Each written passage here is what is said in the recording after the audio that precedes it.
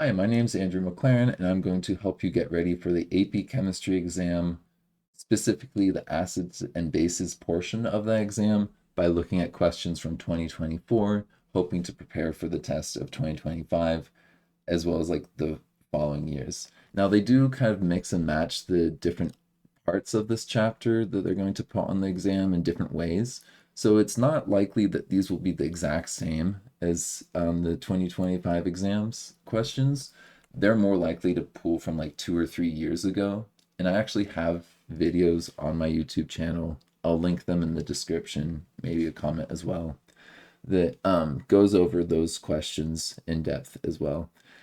All of them, though, have the same big picture thinking going on and a focus not on like the little math that you've probably been doing a lot in your class.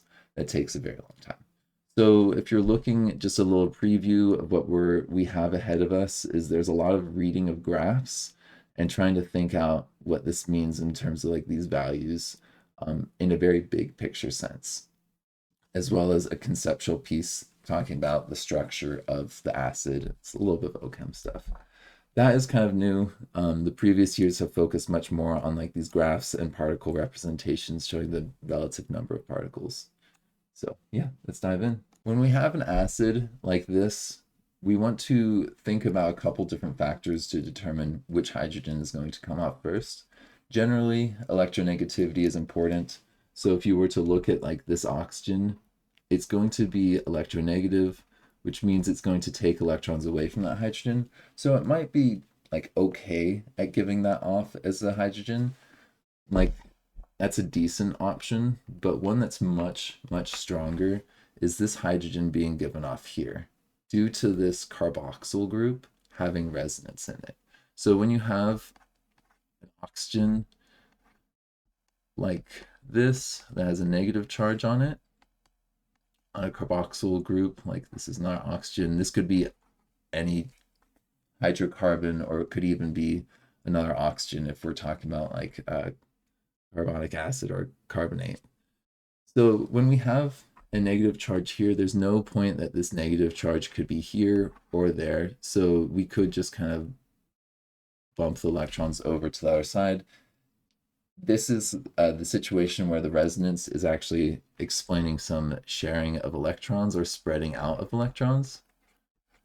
And that is going to cause there to be a stable compound. So if we can spread those electrons out more evenly, that's good. And in doing so, that encourages this hydrogen to be given off, because this hydrogen is kind of like it's locked in some of these lone pairs. And if the hydrogen's no longer there, if we give off the hydrogen H plus, then we're left with the carboxyl group, which is very stable. So a stable product means that there will be energy released and it'll happen more favorably. The College Board does actually have something that's kind of useful. I wanted to show this off. These are questions from their website. You can look at the free response questions, including the question here, which is where I'm getting the question from. But the more important part is they've got the chief reader report and the scoring guidelines. So they should be circling that hydrogen is the rightmost thing. And this is pretty straightforward. They don't explain much more beyond that. So I think that you need to do a little bit more to technically have this answer be correct. So just to make sure that you know the final answer is that you should have that circled. Like that's correct, due to the fact that we have that resonance explaining that. So it's a bit different than what I've seen on these types of questions before, but it's more closely related to like the Lewis structures and resonance that you have in other questions. So this is a very similar question to what I've seen in the past.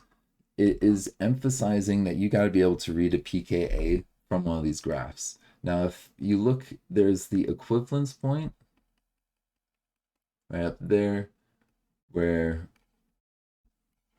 we see all of the acid has turned into its conjugate base.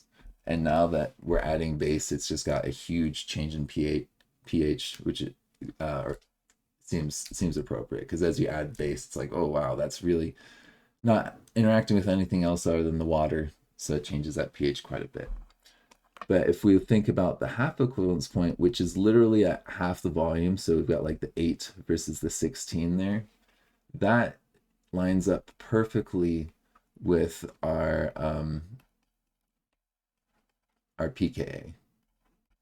Now, if you're not sure how to remember that, it actually is in the Henderson-Hasselbalch equation. And Henderson-Hasselbalch is the pH is equal to the pKa plus the log of A minus over HA. Now you can do this with like POH and PKB and then the HA over A minus, but we're going to keep this reference frame. It's just like useful to say up is up and down is down. So we want to all be looking at this the same way. So this formula right here, we will have the pKa being equal to the pH. Like those two things are equal to each other when the log is just like 0. So if we log 1, then that's 0. And so the pKa is equal to the pH. So you can kind of see at this tipping point that half of HA has turned into A minus. So these are equal to each other at the half equivalence point, because half of it has been turned into the other one. So we can kind of see that half of this has turned into that. So it's not that there's equal moles of acid and base that have been titrated. It's that you've titrated the acid with half as much base, pulling it forward into its conjugate, so that now there's equal amounts of the conjugate acid and base. So in this case, the pKa is pretty easy. It looks like it's about 4. It's harder to be more accurate than that, but it's maybe a bit less than 4, maybe like a 3.8 or something like that is what I'm thinking, or 4.0. I'm going to do a 4.0 because it's definitely not 5 and it's definitely not 3. So we'll get the place value on there of that 4.0, or maybe the 3.8. It's definitely, it looks to me like just under that 4. If I'm really zooming in to that, it's not perfectly on the 4. It's just a little bit under. So the next part is when things get really interesting. This is this particle representation. In this particle representation, it's easiest to think about this as just like the number of these two ions. I'm going to think of this as my A minus and HA, just to put it in the reference frame that I'm used to normally seeing these in. And it's pretty easy to see the H on these. So that can also kind of help you visually. It looks like we've got 1, 2, 3, 4 of those, and we've got 2 of these. So in other words, there's a ratio of 2 to 1 between HA and A minus. And that means that we haven't gotten to the half equivalence point, because we would have like 3 and 3 if we were talking about right there. But we're not right there. We're a little bit earlier. So we've only turned about a third of this acid into base. So we haven't gone this whole length. This whole length would be a whole amount of acid being transformed into its conjugate. We've actually only gone about a third of that. And you can actually get that as like a math number. So if you take 16 and you divide that by 3, so that's like 5 point something-ish. So it's around there. Now, if you roughly did this, you could do this a couple different ways. The third is pretty precise. You can just get it precise, but you can definitely say that this is lower than the pKa, like we're not at that value. But it's kind of hard to say exactly where we are. There is a little trick that I sometimes use with the Henderson-Hasselbalch equation. You can kind of see the pH and the pKa will be off by essentially like how much the A and HA value are not 50-50. So if you plugged in 10 here, you get log of 1. So it affect the pH by a value of 1. So instead of having like 4.0, maybe it like, if we had 3.0, like 3 was the pH and we had 4, then this would have to be like a -1. And so the ratio would be like a tenth. So if we had a ratio of a tenth between these two, then a pH being off by 1 would be reasonable. So we're definitely like higher than that, but lower than like the pKa value, somewhere within that range. The College Board, how they scored this, they were a bit more flexible than I might have put in there. They did give 3.9. That sounds about right to me when I was looking at that. They're saying the optimal position is about 4 or 5 milliliters. They didn't do the exact third. They're just doing a rough approximation saying that this isn't like 50-50 between the acid and its conjugate base. But it's close. It's not like 1 in 100 or 1 in 1,000, which would be off by like the pH and the pK would be off by like 1, 2, or 3 values for if you're like 10, 100, or 1,000 the ratio. So we've got that in there. We can kind of, we're looking ahead a little bit there. Don't try and pretend you didn't see that. So we've got like the somewhere between 3 milliliters and 8 milliliters right there. Somewhere between 3 and 8. Yeah, they're very accepting in the ranges that they're giving there. Their justification though is pretty weak. And I just want to clarify that D2, they're just saying like, oh, there's more of this than that. You don't need to like get that precise. And that's pretty common with your justifications in the AP chemistry exam. They're not necessarily looking for like full-on scientific ideas. They're just like big picture, what's the mathematical representation here, and how does that apply to the formula? And you could refer to Henderson-Hasselbalch in the ratio in there, and that would still cover that. It's just going a bit beyond what they're looking for. So this is a pretty common thing for them to do, where they either change the concentration of the acid or the base and ask you to think about how the titration curve might be affected. In this case, we are increasing the base that's being used. They have some sort of initial experiment that they're setting up, but we want to think about if we have now doubled the mass, it's like, oh, this is more concentrated. So there's, at the equivalence point, the thing here, we're saying that the amount of moles of the acid and base that we're titrating here are equal. So the moles of the NaOH is equal to the moles of this lactic acid.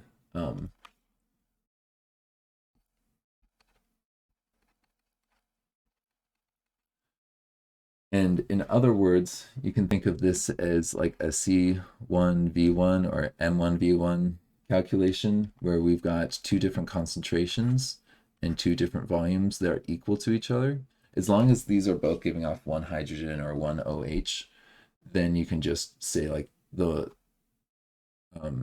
moles are equal to each other. In effect, this really is the moles of H that we're adding are equal to the moles of OH that we're adding, because they end up neutralizing at that point. So we do need to be careful, maybe multiplying appropriately if this was like diprotic or whatnot. In any case, here, what we're saying is that you've increased the concentration of this base while these have stayed constant. Like, we still have the same amount of acid. That means it's going to take less volume if that's the case. So we should have the same equivalence point, but it's been shifted over now to like here.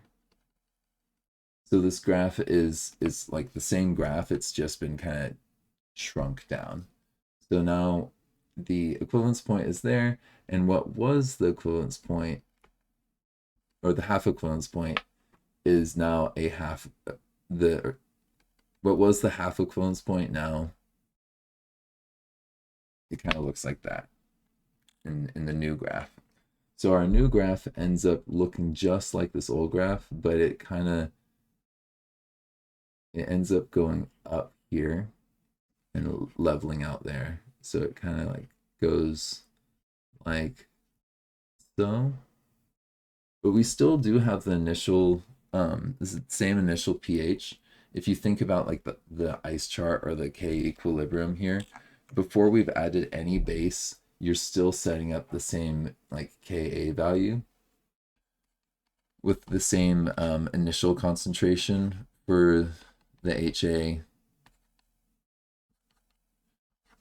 So whatever that is, like it's gonna be like that minus X and then X and X. Whatever this value was, it's still the same thing in these two different trials. Like, so our initial dissociation, or this initial X value that's given off, is still the same thing. Therefore, the pH is still the same pH. So this curve is, it would be a little bit different if we change the concentration of the acid, because it would maybe dissociate a little bit more or a little bit less. If we change that concentration, so the pH does get affected slightly there, though if it is the same acid, it should always have the same pKa value.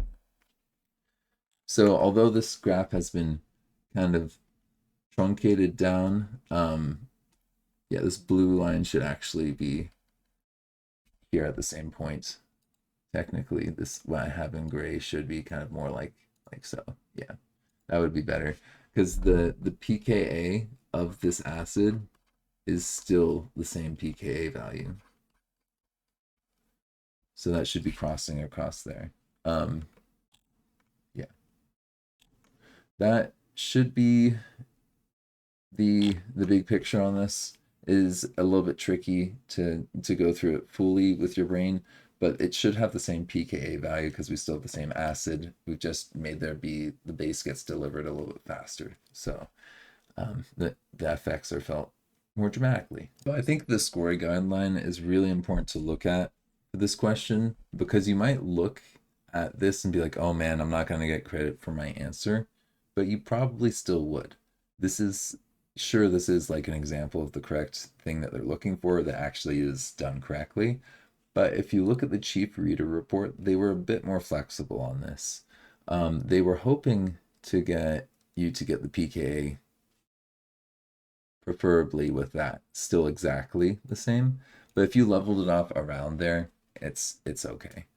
And it should have that sharp inflection point at the 8 milliliters. So it's like, you know, we should be seeing that it's getting cut in half with the amount of volume needed to get to that equivalence point, which should make sense conceptually. So they're a bit more strict on like that 8 milliliters being strictly defined there, but not so much about the pKa at the 4 milliliters, but it should be roughly that shape as well. Yeah, I think that's all we really need to go over on that one. It's just kind of interesting to see exactly how they score it. So for a diprotic acid, this is something that can throw people for a loop. So I'm just going to overview something and then put in the context more of this problem. When you have a diprotic acid, you need to be able to think about what that looks like in terms of the curve. When we have something like H2A, it doesn't give off both hydrogens at once. It gives off one hydrogen at first, and that happens at like a certain pH, and then you have another hydrogen that will be given off later. That happens at a different pH. These have the two Ka values, and so you can think of this as two different pKa values. In the context of what we've talked about so far, all hail the graph, one of my students said. Graphs rule everything around me. I was thinking as another way of saying it. But like there's two pKa values, like there's some sort of pKa here, another pKa value here. like a pKa1 and a pKa2, which correspond to these Ka1 and Ka2 values, or there's some sort of plateau that's happening, and then a rise, and then another plateau that's happening, and then a rise, and then it kind of does the same thing at like the pH of around 14. So it kind of plateaus for the strong bases buffer point as well. But we're seeing this pKa2 and pKa1 showing these different associations that are happening at two different points in time. That's probably the hardest conceptual thing for people, is to just see that there's like, this doesn't happen all at once, and that there's some sort of Ka value that can then be used to talk about the ratio between these two things, or the ratio between these two things in a Henderson-Hasselbalch equation. So if we had like pH is equal to pKa, and then the concentration of the relevant pieces, now normally this is written as A minus and HA. In this context, it may be more appropriate to write this as H2 and HA minus for the first one. And then that will tell you the concentration of those ions relative to the pKa at a certain pH. And you can do the same thing, but for the ions of the second dissociation. So you can be like, okay, well, what if I'm talking about the HA minus and the A2 minus? We talk about that, and then HA minus. So there's like the relevant ions that we're talking about here and there now, that we can talk about where they are relative to each other. Like, how common is this versus that compared to how common is this versus that. In the context of like where this is ultimately going, why you need to do this in like biology, you're going to have acids that give off protons on one part of them at one pH and another pH. This is kind of why proteins are like charged. Like it's just because you're above or below the pKa of an acid or a base on that protein group. Coming back to this question, we're trying to figure out how these two ions compare at different pHs.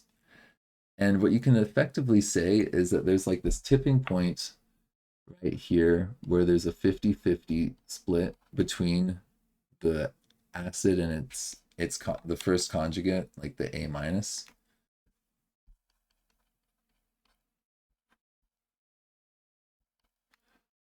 And then there's also a 50-50 split up here of the HA minus and the A2 minus. So as you're going through this, there's actually like, this is kind of like a first and a second equivalence point, or half equivalence points.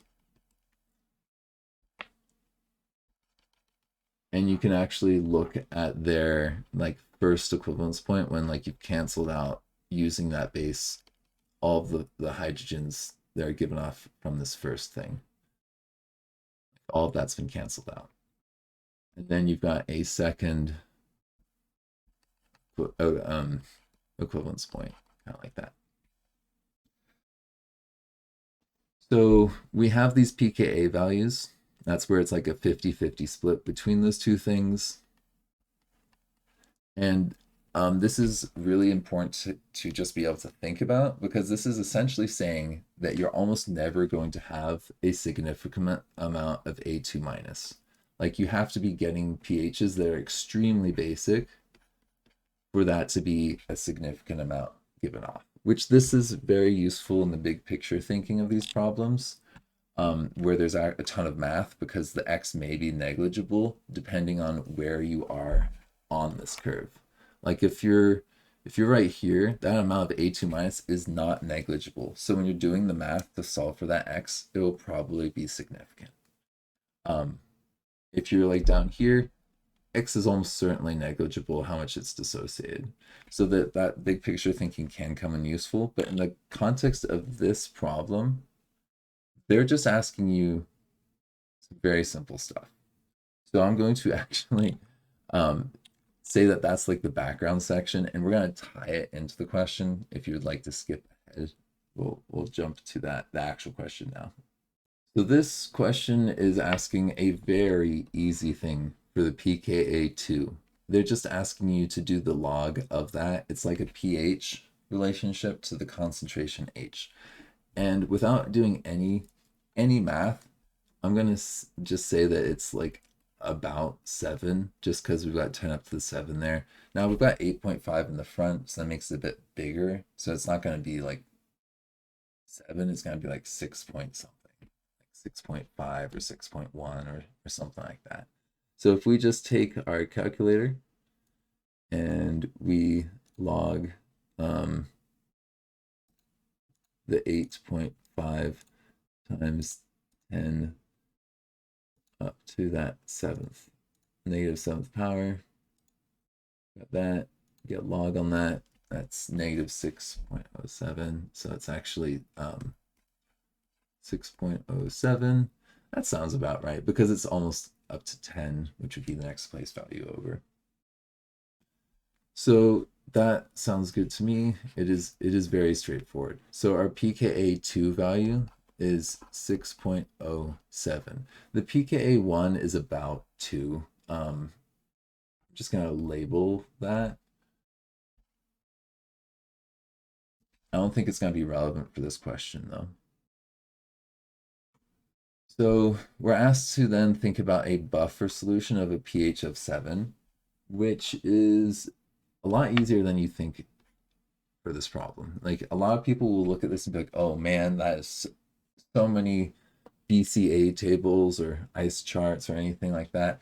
If you use Henderson-Hasselbalch, what they're basically having you do is think about this right here. We're looking at what I've marked in as yellow or gold right now, and we're going to get rid of this plot on the graph. We have something where there's a pH that's a little bit higher. We're at a pH of 7.0 right now.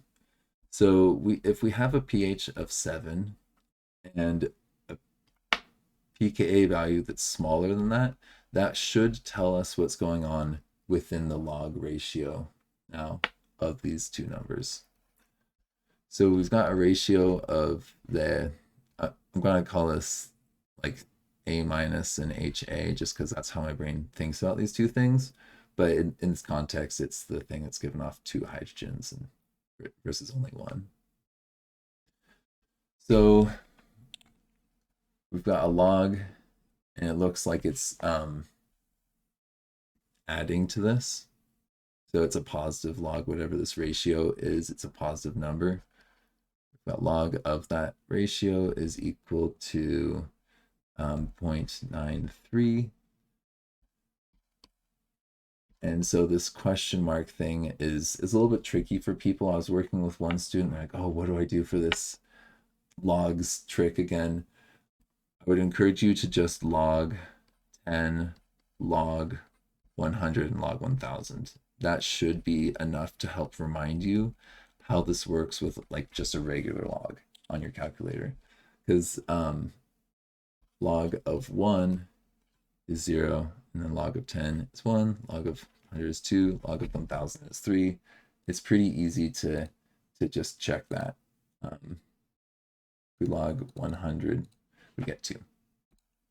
So if you're like, wait, how do I relate those numbers? You can do like literally what I just did there. I'm like, where does the 2 and where does the 100 go?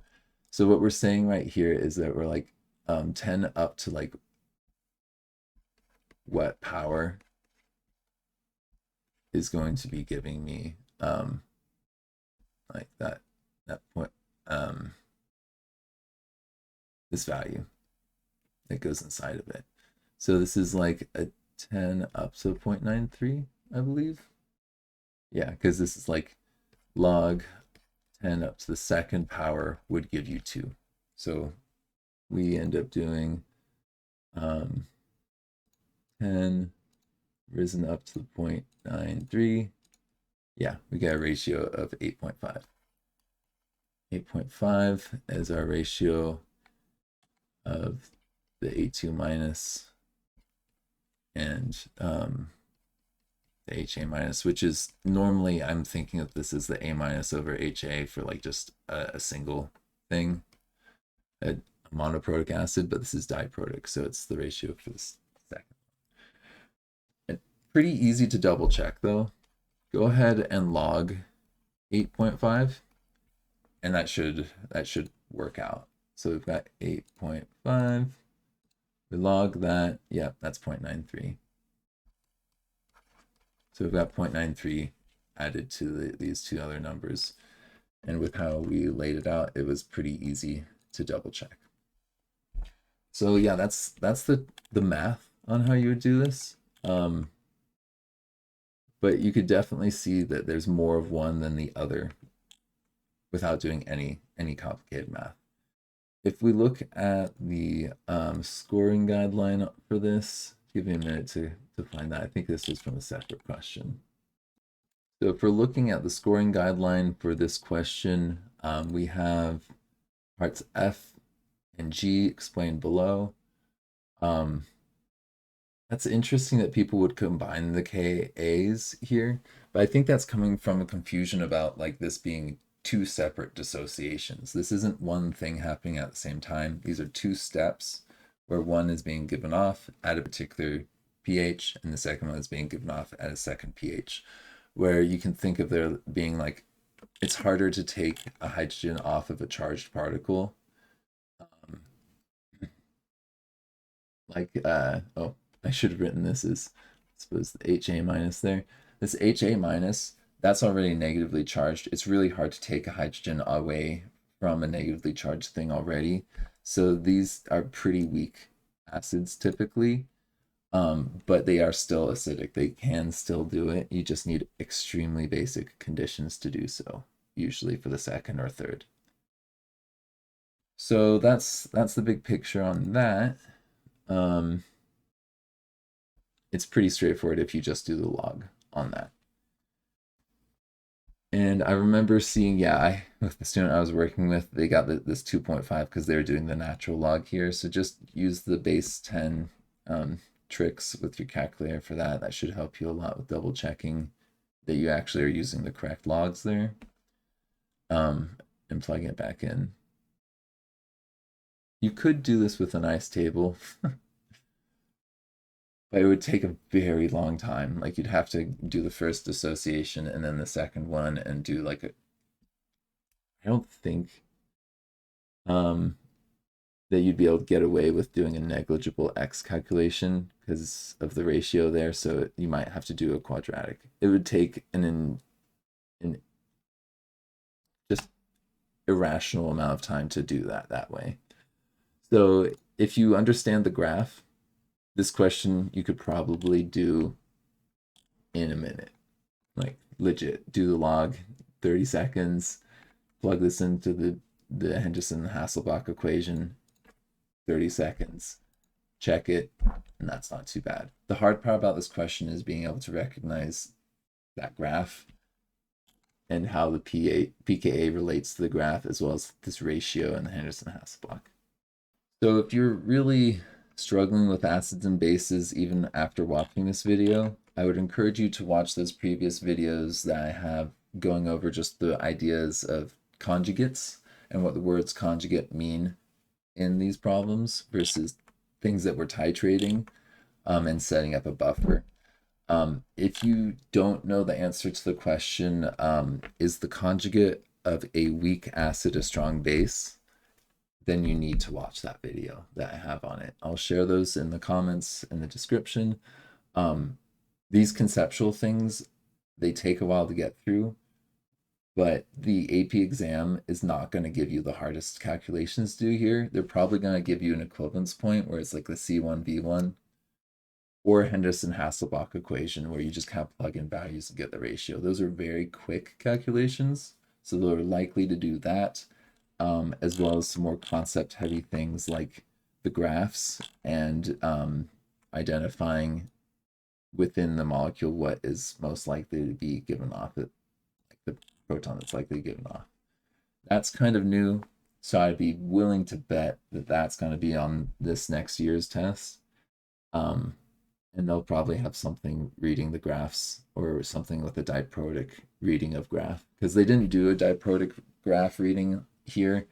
That's my bet for this next year. I could be wrong, but if I'm right, I think you have to subscribe and share.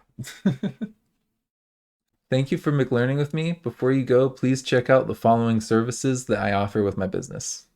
So if you click the link in my videos, this goes to my website. I might be changing it from Podia because I'm no longer doing the interactive videos for sale. I might put those up for free. But most of my other services are linked here. So you can see that I've got like a Teachers Pay Teachers and a Wyzant. The Teachers Pay Teachers has a lot of my assessments that I have for like the NGSS, as well as lessons that I made when I was actually a teacher in the classroom. So I've got quite a few things like CERs and other things on there. If you want to get one-on-one live support from me, either like with science or like working on like teaching support lessons and that kind of stuff, you can sign up through Wyzant. I have a link to there where you can contact me there, and we can schedule hourly appointments. And I've got a few other things on here like a Facebook page, and other social media.